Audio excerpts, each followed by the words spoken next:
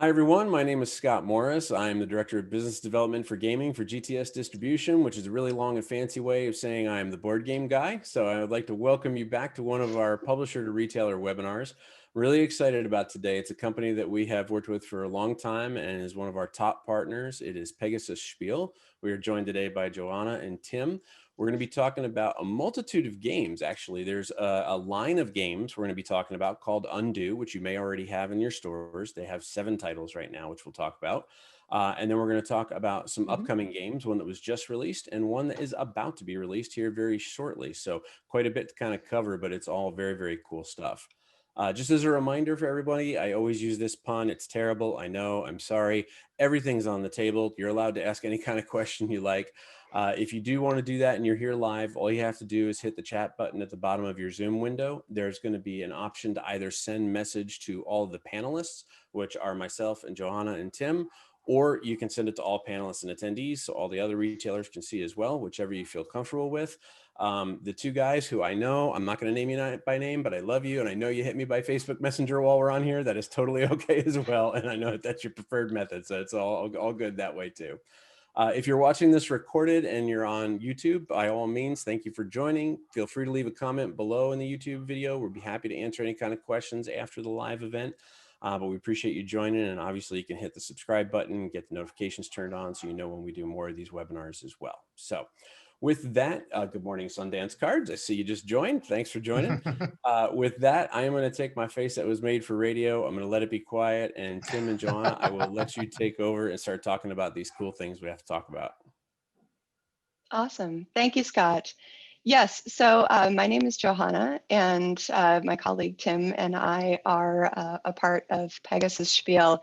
And if you are not familiar with us, the company was originally founded in Germany in the early 90s by Andy Finkernagel and Karsten Esser. And they were in like their late teens, early 20s when they started the company as a tiny corner game store in their hometown of Friedberg. Since then, they rapidly became a distributor. Primarily, I think their biggest was Magic, so the German localized Magic. And that just served as a giant springboard for them to start distributing more and more games. Eventually, they realized, hey, we can make our own, and became the huge global publisher that they are today. So here in the US, probably our most recognizable title is the Talisman 4th edition board game and expansions. And that has been with us for the last couple of years. But we also have a broad catalog of games that we're slowly kind of bringing over to become more of a competitor within the U.S. So we are growing our U.S. business by leaps and bounds. Tim and I have been working very hard over the last year to do that. I originally came in with Pegasus last year, right about this time, as the sales and marketing executive for the U.S. Really, all of North America. I work with Canada as well, and Tim joined us a little bit later. He is our U.S. studio editor and Talisman brand manager, and I'll sort of let him give a little bit more of a background on himself personally in a few minutes, but. I've got a few years of industry experience under my belt, starting out in production actually about 8 years ago now. It feels so long ago, and then moving into international sales. So being with Pegasus is really my first foray into domestic sales. So working with U.S. retailers, and it's a wonderful experience because I can just kind of go around town and meet people who I actually get to teach about our games and sell to and make a difference here on my home soil, which I love. So yeah, I'll hand it over to Tim and let him talk a bit about himself now. Yeah, hi. Tim Huckleberry. I was started off in the industry with Games Workshop long ago in the U.S. operation, doing a lot of different things with them, and then was with Diamond Comics Distributors for several years. And doing a lot of game development and production, especially once I went to FFG, mostly with role-play games. And then last year joined Pegasus, and really excited to, because probably like a lot of you, when I thought of Pegasus, I thought Talisman, and to find out all the other cool things that Pegasus is doing and has on the docket for coming out this year, it's really exciting, and we're really happy to share some of that with everyone. Yes, and we're so happy to have you, Tim. I'm so lucky. And just so the retailers know, the games that we're going to talk about, I put links into the chat window so that they'll Spoilers. Spoilers. No, it's okay. Hey, we want people to be able to order and pre-order, so I want to make sure that they know where to go. Yeah. And Julio actually just put in a link to your pegasus.com/about page, which, yeah, that's a great page to learn more about the company as well. Whee. Yeah. Yes, thank you so much. Yeah, so we're really not here to talk about ourselves, but I did want to introduce a few of our Q1 titles. We have 2 that have already released, as Scott mentioned, and 1 that's coming in March. So Tim has done a wonderful job of preparing a little presentation for us that I think we can put up there. And that way you get some visual aids. Okay, hopefully everybody's seeing this okay. Yeah, and there's our Pegasus. Yep, good to go. I love this logo. Okay, and moving Awesome. forwards, huh? Yeah. Oh, okay. So 3 titles. The Undo Peak of No Return is the 7th in our Undo series. In this one, players must turn back time and offer a new chance at life for not 1, but 7 mountain climbers on an ill-fated adventure in the Himalayas. And then there is Kyoto, which is a high-stakes, high-tension negotiations game that is set at the 1997 World Climate Change Conference in Kyoto, Japan. It's a board game from our newest publishing partner, Deep Print Games. And then there's Micro Macro Crime City, which has been making waves all over crime waves. It's a truly unprecedented puzzle game experience that is a perfect blend of classic seek and finds and a whodunit murder mystery. So we can kind of go on. So Undo, I'm not sure if everybody's familiar with Undo. I like to ask the question, do you undo? But the game sets, there are 7. They are all centered around the idea that you are these incorporeal weavers of fate, traveling through time at the moment of somebody's untimely death to undo the course of events that caused this tragic event to happen. And in doing so, you are altering, both identifying and altering critical moments in their timeline to make that change and give them sort of a new lease on life. If we can move on, I'll show you some details here. Awesome. So this one is these are all very much a story-driven narrative experience. The cards really drive the game. It's a cooperative effort. You all start at the moment of an individual's death, or in the case of Peak, multiple individuals' deaths. And then you read the story cards and sort of determine where to go from there. Whether you decide to go forward in time to explore the aftermath or go back into the past, sometimes very, very far into the past, to identify those critical moments and make important changes. Within the game, you are not able to touch every important moment in their timeline, so you have to make decisions by reviewing the possible options of where you can go and sort of deduce those critical points to have the greatest impact. There are clues that you can spend, but you have a finite number of them. And it feels a little bit like a choose your own adventure, but the interesting twist is that since the person is deceased, the effects that you make don't take effect immediately. It's sort of a cumulative impact. So you have to make these decisions at every unique point in time, but you don't see the results of that impact until after you've made that final time jump, that ninth time jump. So the impact of those subtle changes will only take effect at that point, and you discover whether or not you were successful. But at each point you visit, you have to choose one of three options. One of them is usually the event that actually occurred. So that one will offer no change, no benefit. It has a value of 0 essentially. And then one of the others will offer a change for the better. But then there's one that may make things worse. So discussion is really the key to this game, and evaluating and coming up with the many possible outcomes, really exploring like the depth of this tiny snippet of information that you're getting. I've had games in which people just like totally go off the deep end, and they're like, it could be that aliens like came down on the to the planet and were starting to mess with people's minds and made somebody make this choice here. Like it can just get absolutely absurd, and it's so much fun. But as I mentioned, the decisions have to be made at every point that you visit, so you kind of have a sense of like how you're doing with the quest and whether you're succeeding or not. And as I mentioned, there are magnifying glass cards that allow you to kind of do deeper exploration.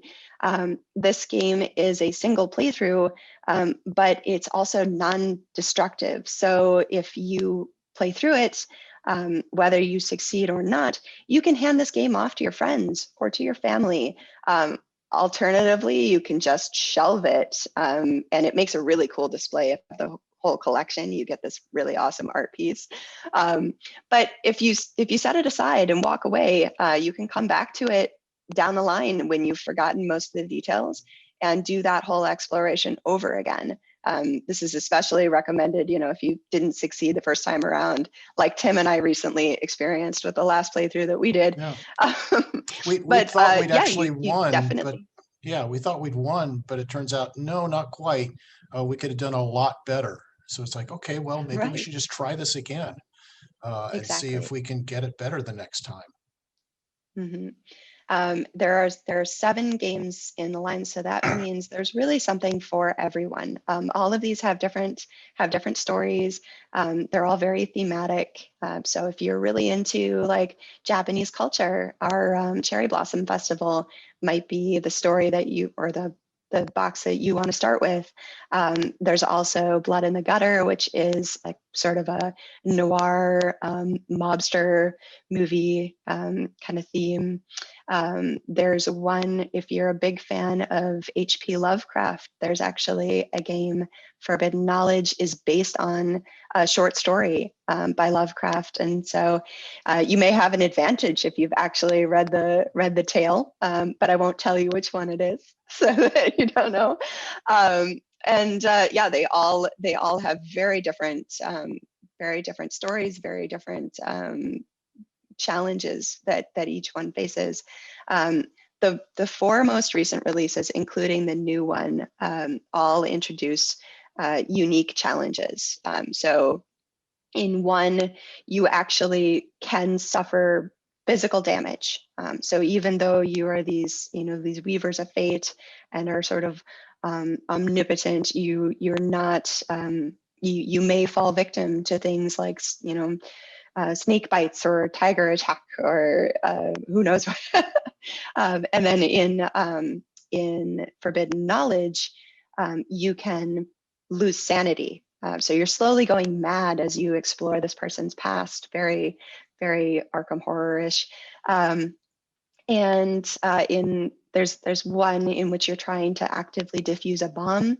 And then what's new in Peak of No Return, if we move forward in our slide here, that one, as I mentioned, is you're following the timelines of 7 different individuals, and all of these people have come together for this one epic mountain climb in the Himalayas.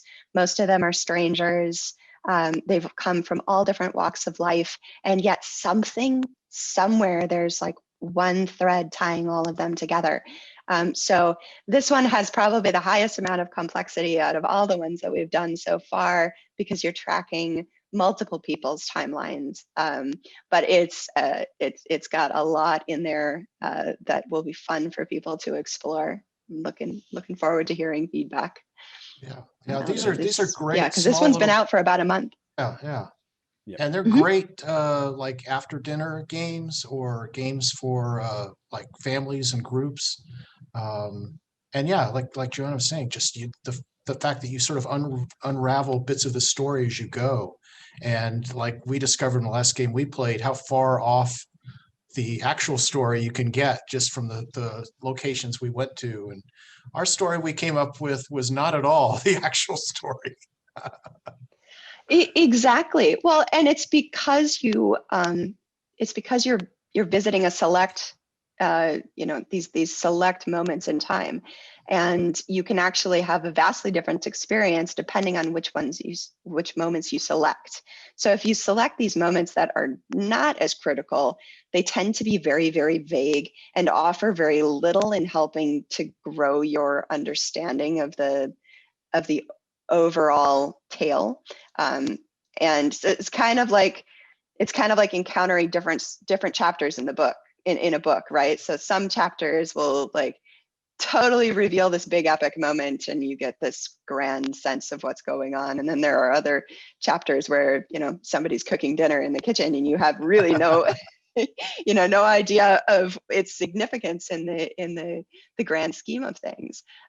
So I've run a number of demos of Undo, and I find it that every single time I play this with different people, the experience is wildly different.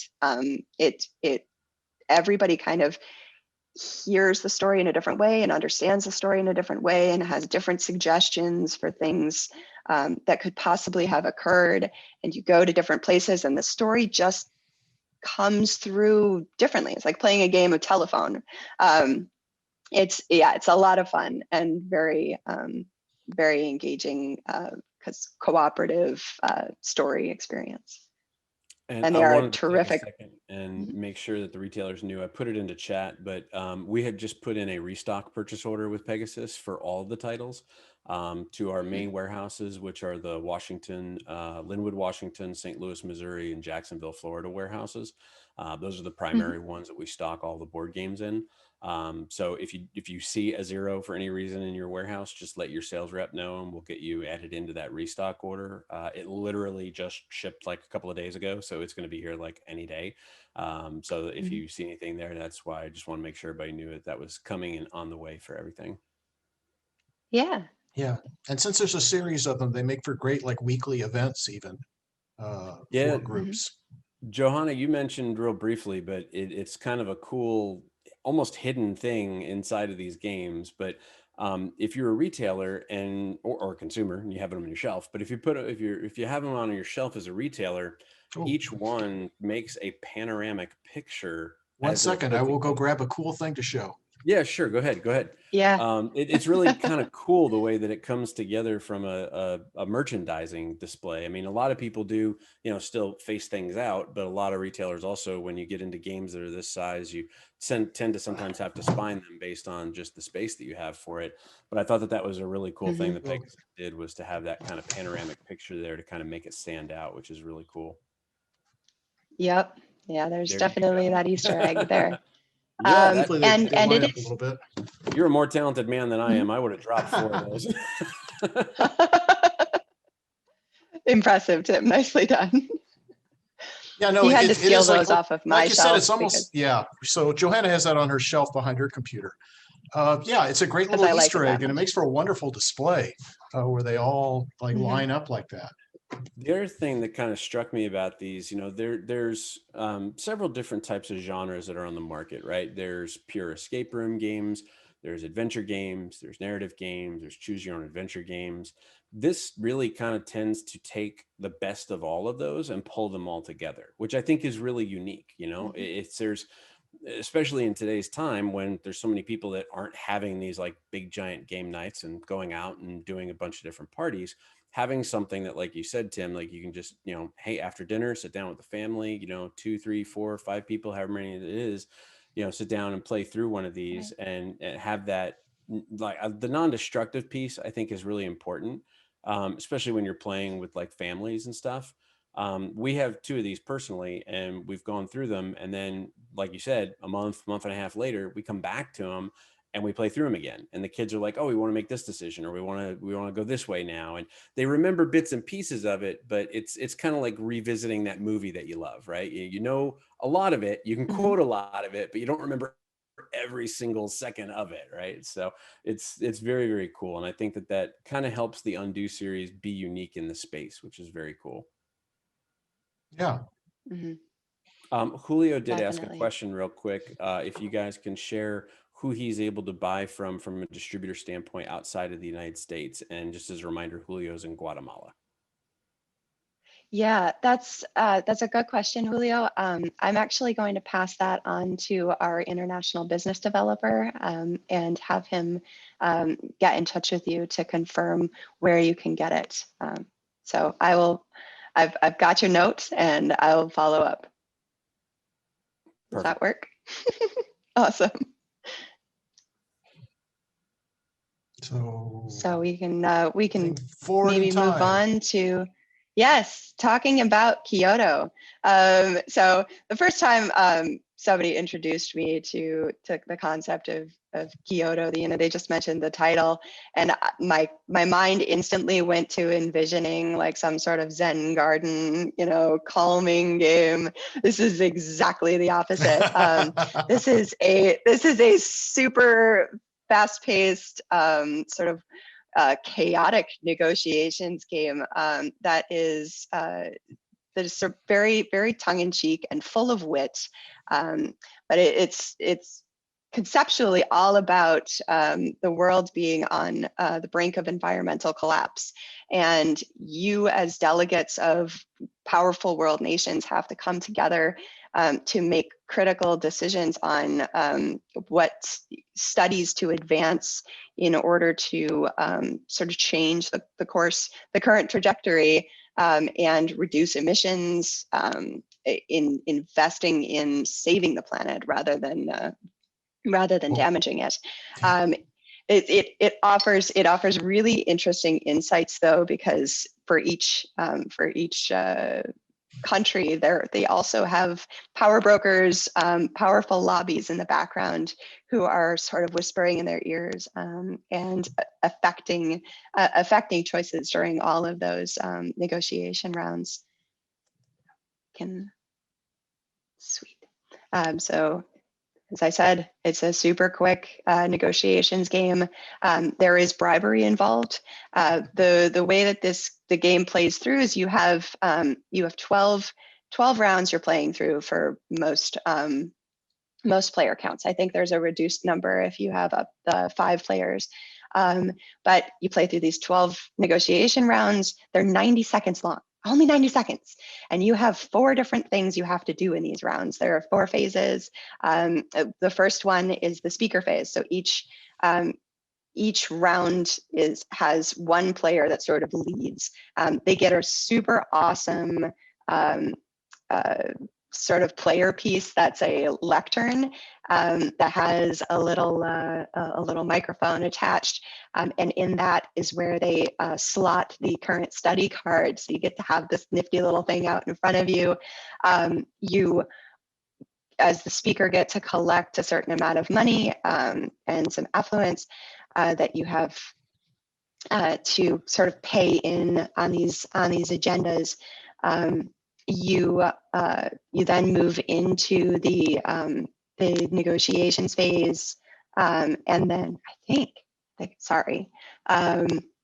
I think then there's a resolution. So basically, you play through these 4 rounds.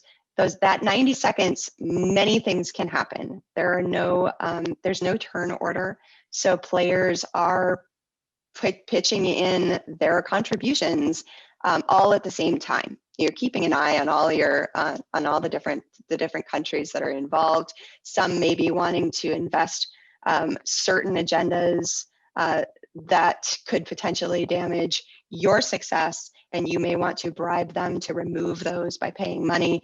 But ultimately, the goal is twofold. One, you want to make sure that the conference succeeds. So you have to pass enough agendas that you can succeed at the conference itself. If you fail, basically the leading country, the country with the most money, can't win. So you're trying to advance your own goals, but only so long as the shared goals are all happening at the same time. It's very, very, it's a lot to think about as each study will have different elements. You have both a shared reduction goal and a shared funding goal. So for example, you're going to potentially be impacting the planet through damage icons, or the CO2 levels rise and global warming happens. And then the funding goal is just money that must be spent. So the countries start out with a finite number of millions of dollars, but each study is going to cost you between 2 and 5 million. So money comes in and leaves the general coffers, and you're trying to keep your money intact as much as possible. It's a lot of risk taking, because for each study that does not pass, damage occurs to the planet, and you'll potentially have like a trickle down effect. So if one damage icon is flipped and it has another impact icon that impacts another type of damage, and you can see how this all kind of log rolls into really bad news for the planet. If things are going well, the study doctrine runs out. You've played through your 12 cases, and then you resolve all of the points that people have managed to win, and that time the leading country will win. But if you fail in your efforts, leading country loses, and then the rest of the countries kind of step up and win. But do they really? Because the planet's dying. So they don't lose what the I really worst. love. Exactly, they don't lose the worst. They don't get blamed for the failure. Yeah, that's the really main thing. Yeah, the leading country, country, the greediest country, gets all the blame. So shame on them. Right. You don't want to be the one that everybody's pointing fingers at the end and saying, it's all America's fault. Whoever, you want to be the yeah. good guy as best you can. Yes, or whoever. I just picked up. Yeah, we've got. Let me show you in the next slide, actually, because you can see all the different countries we've got in play here, or some of them at least, not all of them, but yeah. Yes. Yeah. So here, so we're on. Yep. If you're looking at all of those icons, you can see there are three different types of environmental damage. There's global warming, which is on that little thermometer track, and then there's animal extinction and pollution, which are the clouds that go around. And so for each study that fails, you have to flip the indicated number of these cards or tokens, and sometimes the token may be blank on the backside, which means, okay, we only lost or impacted the damage that was indicated on the study card. But if they have that further impact card or icon on it, that's when you start seeing horrible things happen. Like this cloud over here has the icon for animal extinction. So it says you just killed armadillos, or you just killed lemurs or penguins. Yeah. And you're like, wait, I was just expecting to do one pollution damage, and suddenly you've done way worse. You can have things going back and forth where, like, if you flip the damage icon on the temperature track, that reveals the pollution one, and then the pollution one has the icon, then you've done 3 damage, which is just really terrible. One of my favorite things about this game, though, is the artwork that is just so tongue-in-cheek, and with all of the, you're just like these SUVs rolling over streets that are paved in gold and dollar bills, and I love the oil rig that's spouting all the gold coins. I love how it's hidden in there. So so the whole idea is you are these powerful countries, you have powerful lobbies behind you that are kind of operating in the shadows. You get to make these choices for each study, whether it is something that you want to see go through or not, and whether you're willing to make sacrifices for the good of the planet. So I like that it has a somewhat social studies class mindfulness teaching feel to it, while still being incredibly entertaining, lighthearted, and just a really fun game to play. It's got really strong mechanics.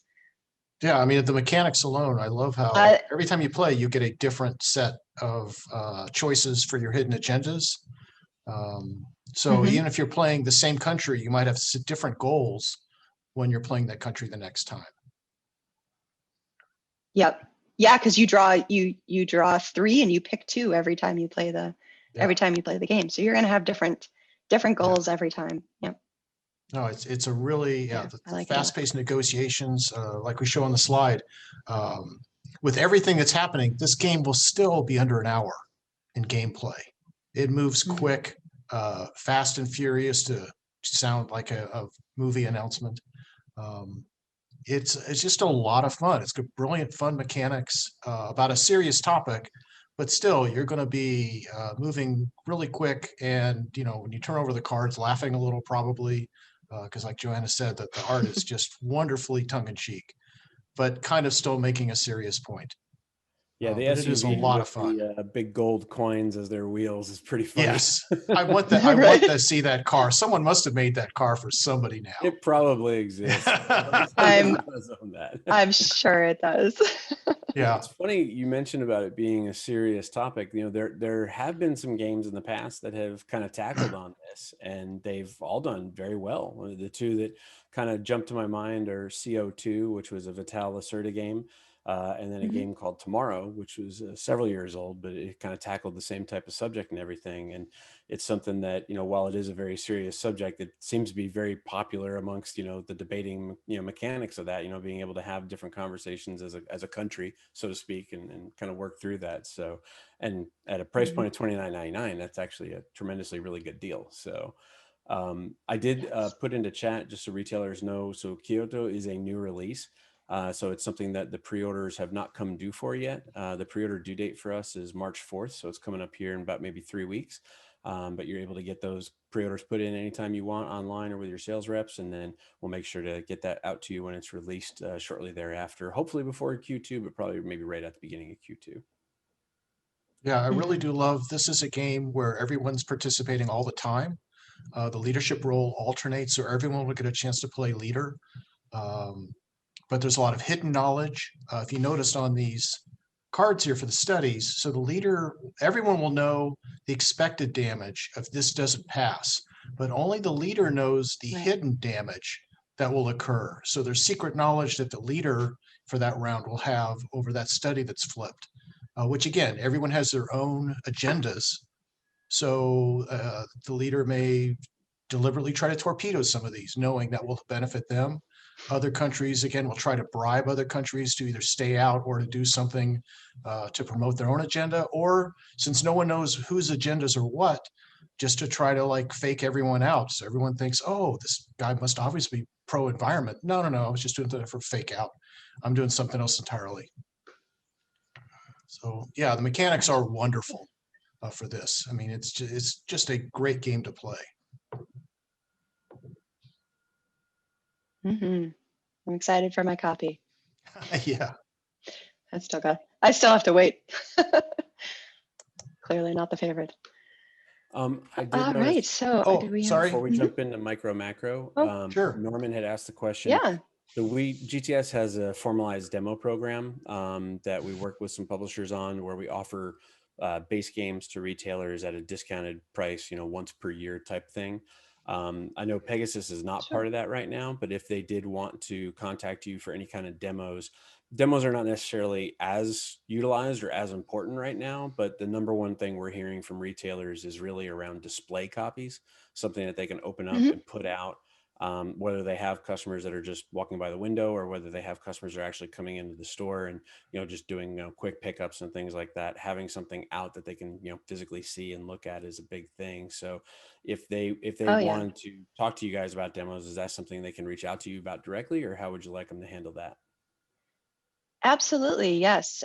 So you should feel free to reach out to us directly. We do offer demos. As Scott mentioned, we're not currently participating in the GTS demo program, but that may change in the future. Sure. So in the meantime, though, yes, please do get in touch with us, and we can help you with that. And is there like a base, like generic email, like a sales at Pegasus, or what's the best one for people to contact y'all at? I will just give mine. We do have a sales at Pegasus email, but mine is my name, Johanna, Johanna, last name Sadkovich. There's a period in between, sorry. So Johanna.Sadkovich, Sadkovich. I know that's a hard one, at pegasus.de.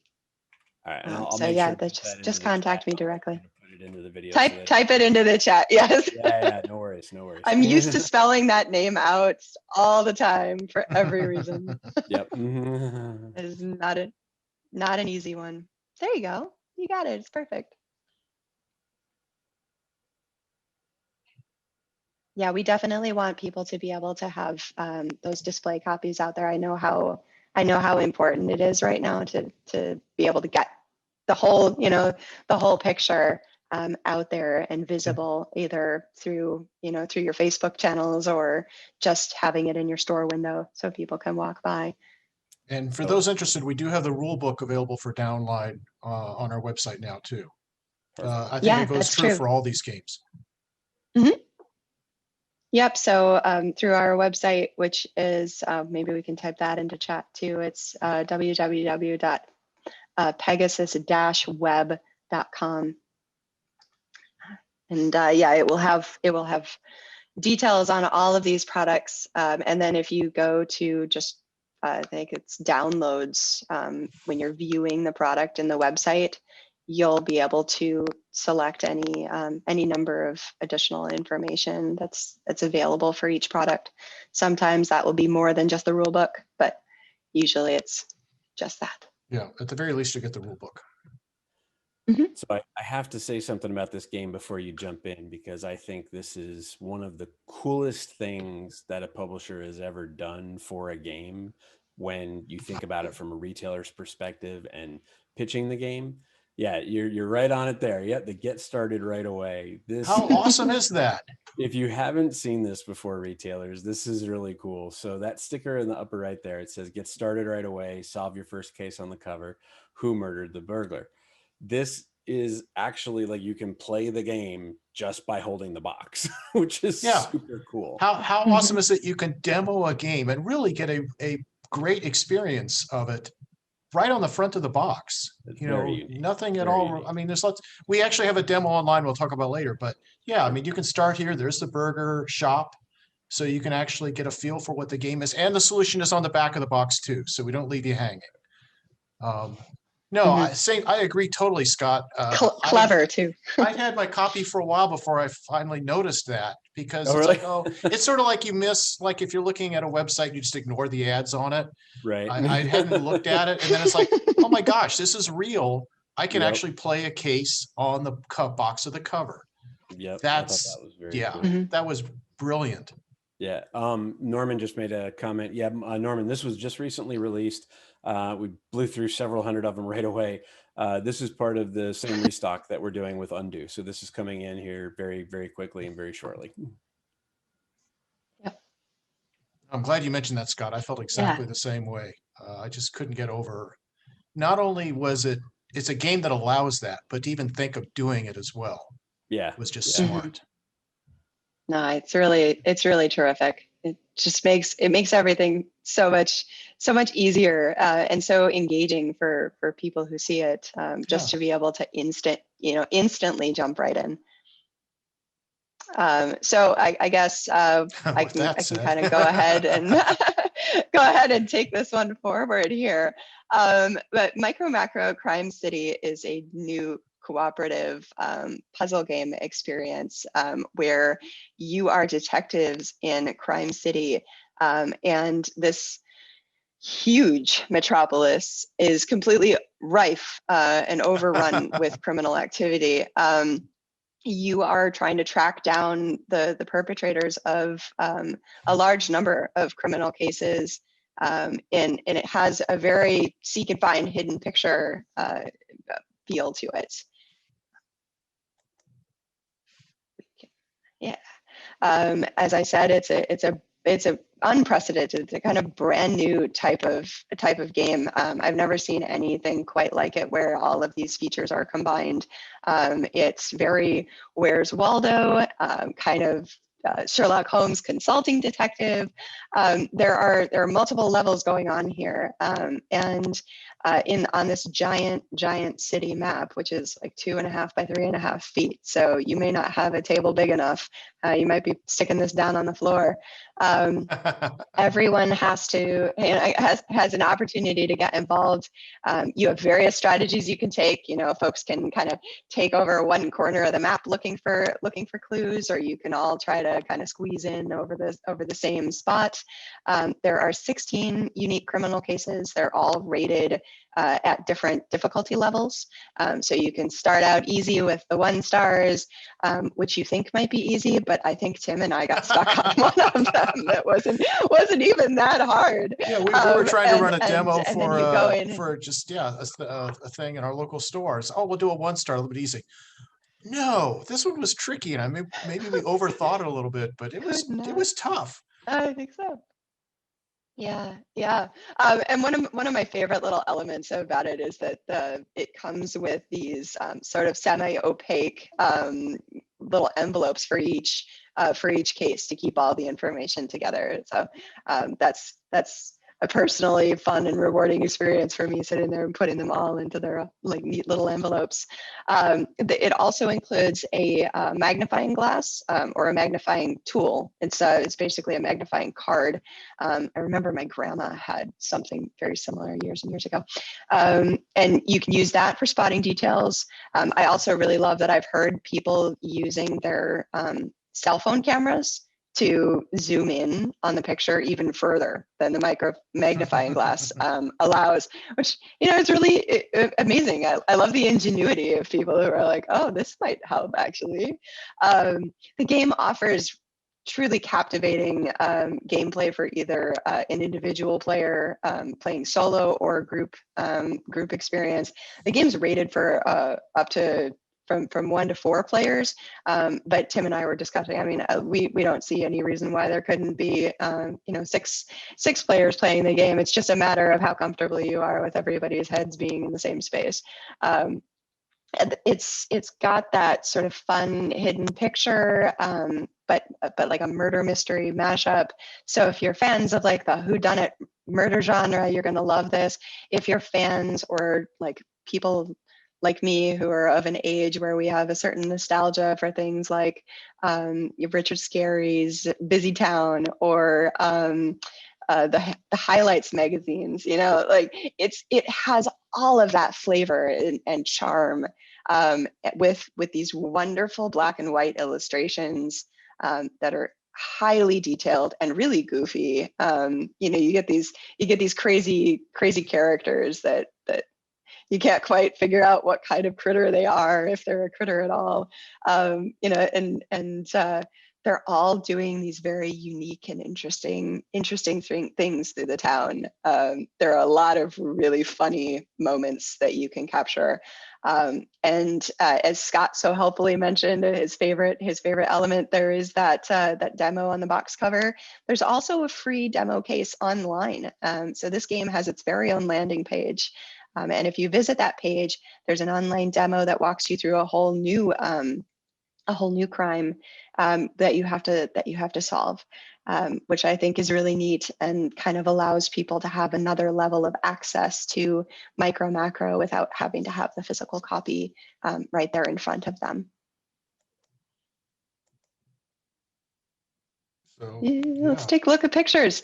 Yeah, so here's a little yeah, exactly. And this one's actually showing the crime in the online demo. Or the aftermath of the crime, rather. Whoops, there's a poor sorry. fellow down there with his, oops, oh, that's okay. With his little cone of French fries all over the concrete there. And you're trying to figure out, well, what happened to our sad little DJ? And if you look around and just kind of follow the street, you'll find him again, alive and well and enjoying his French fries, right up there. But looking around, you might spot a suspicious looking character who then kind of leads you to thinking this might be the baddie. This might be the guy that took our DJ down over there in the parking lot. And that's an interesting element to the map that I haven't really talked about. But these crimes have occurred at multiple moments, and all of those moments are pictured in the map itself. So it's not a single point in time, but many that are shown. So it's really kind of like a day in the life of Crime City. So there are multiple hours shown along in the same map, and that is what you are following and tracking. Just like in things like Where's Waldo, you're getting a whole lot of information all in that same space. So while you're trying to search for this thing, you may also be seeing and noticing other crimes that are occurring, or clues for those other crimes, little things that have happened that you'll recognize later as you're going through like new adventures or new crimes to solve.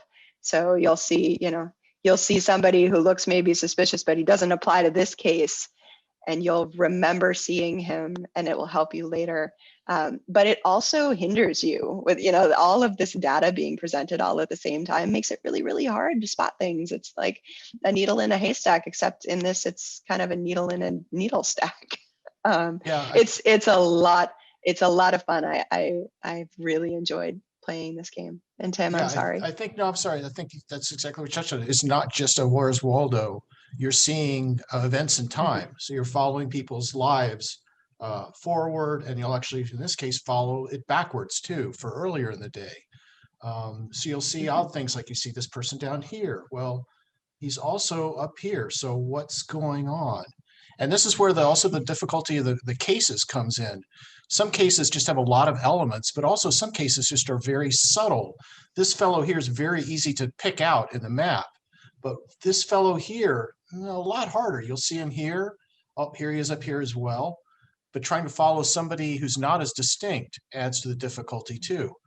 So you really have to study, actually find them, but also figure out what's going on. Well, why is this person going here? What's going on next? Is he going to buy something here? This person here, he obviously got his bag of chips. Where's the chip shop? Where did he get those from? What's the motive? Why is this person following him? What's going on? So it's not only seeking, but also deduction too. So you got to put the clues together as well as just find the clues. I love it. I could talk about this for hours. But, no, yeah, this is. There we are. This is you can see how big this map is. It's huge. Now, one thing that is kind of subtle in the map is there's a coordinate grid. So some of the solutions will actually say, where this clue is located, because it's easy to miss things, which I think is a wonderful little, again, one of many, many wonderful things in the game. We just did a blog posting on our website recently about the development time, which is years in development, just not only drawing all this, Yeah. but getting all the right clues there in the right spots and making sure the difficulty was applicable. And again, this is only part Right, of and the Crime City. challenges of playtesting. Yeah, this is only part of Crime City. I mean, we have more parts to come, so there's a lot more. And I think we Yes. recently announced we'll be doing like a kids game version of it too. So Yeah, lots of content. This is going to That's have a in the wonderful works. tale. It's very unique in that I have to imagine, just from a design perspective, it's like you talked about how it's different points in time rather than a single capture of a moment, that it's almost like connecting pictures together while also layering them on top of each other. So from an artist standpoint, that had to be extremely challenging to kind of piece together and make it work on everything. So that's Just- pretty impressive. Just for a sense of scale. So what we were just looking at is that point right there. So Oh, just wow. that little area was that huge thing we just looked at. Wow. Yeah, I Lots think of we've heard, information packed into a very small. people have taken small this space. and like mounted it and put on the wall with all the cases just in little like pockets. So you can just pick up one and just start going to it right on the display on the wall. Right. Yeah, this is. I want to do that too, right? And like do all of the little the pins with the strings and everything to connect it all. Yes, I want this. It is, yeah. And everywhere you look, there's stories. Sometimes the stories are cases. Sometimes the stories are things you can make into your own cases. There's just so much wonderful detail. Yeah, the idea of hanging it on a wall kind of opens it up really nice from a retailer's perspective too. This is something that I could picture a retailer having in their window, just facing out and seeing people walk by and going, "Whoa!" I mean, everybody and their brother knows where's Waldo. I mean, I don't know anyone that doesn't know that at all. So I mean, seeing something like that is going to be very familiar. So that could be a really cool display to have in the store as well. And just a big sign next to, spot the crime, because wherever you look, there's going to be something you can find. Right. That's awesome. Yeah, no, I love it. Yeah. And not only is it good, it's just so innovative. There's nothing else like it. Norman just asked something. Yes, and to answer the question. Norman asked, are absolutely anyone crayons or pencils? Yes. Actually, my copy, my son. People have definitely suggested it. Yeah. Yeah. Once you're done doing a coloring book version of this, that would probably take, oh gosh, months. I mean, there's so much to draw. I feel like it also like a pandemic would add a level of hang out and color, right? Yeah. Right. And also it just forces you to spot, I mean, if you want to be consistent, not only do you spot the person, you've got to spot all the other instances of that person. Sure. To make sure you get their clothing correct. And unless they change clothes during the day, probably not. But yeah, there's just so much wonderfulness about this game. Yeah, that's a good point. Norman just put into chat, he said his wife loves adult coloring books, so it would probably enjoy coloring at the entire sheet. Yeah, I would imagine so. That's been a big thing over the last couple of years. Yeah, I mean, you could probably spend a solid evening just drawing, like doing one little section. Right. It would be or just as you go crime by crime, maybe you just illustrate each crime as you solve each crime, then color that one. There you go. That's perfect. I like that. Yeah. I do I wonder, would it make it more graphic though? There's a lot, you'll need a lot of red. You'll need a lot of red for this. You will need a lot of red. Now you have to go back to Karsten and tell him you have plans for a deluxe set that comes with Crayola crayons and everything, right? Well, no. We'll do a special little box of just branded coloring pencils or something just for this. And again, four of them will be red.